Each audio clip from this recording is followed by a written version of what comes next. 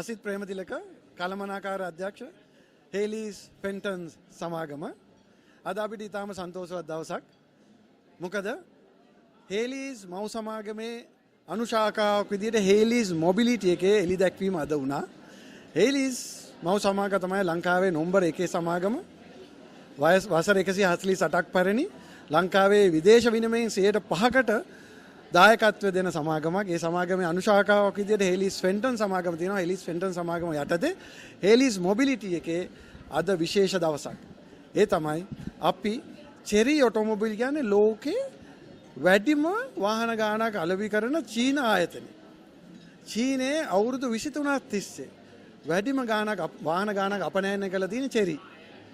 ඒ වගේම ගිය අවුරුද්දේ ලක්ෂ 10කට වඩා වාහන අපනයනය කරා. ඒවෙන් ගොඩක් යන්නේ යුරෝපය සහ ඕස්ට්‍රේලියාව වැනි රටවල් වලට.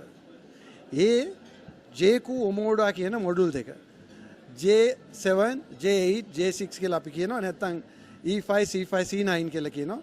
ඒවා හදලා තියෙන්නේ යුරෝපයේ තියෙන කස්ටමර්ස් ලගේ ටේස්ට් එකට. ඒ ටේස්ට් එකට වාහන ඩිසයින් කරලා තියෙන්නේ යුරෝපයේ කට්ටිය. ඒ වගේම විකුණන්නේ යුරෝපෙට.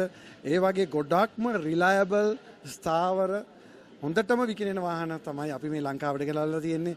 ඒවා තියෙනවා බැටරි තියෙනවා, හයිබ්‍රිඩ් තියෙනවා, ඒ වගේම පෙට්‍රල් වාහනක් තියෙනවා.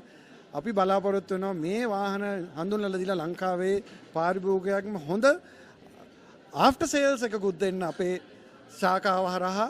ඒ වගේම ලංකාවේ එළියට යන ඩොලර් ඉතුරු කළා මේ සූර්ය බලය සහ සුනම් බලයෙන් නොමිලේ මේවා charge කරලා එළියට යන විදේශ විනිමය ඉතුරු කළා. ඒ වගේ හොඳ දෙයක් කරන්න පරිසරයේ හිතකාමී කරද්ද යන තමයි අද විශේෂ පියවරක්.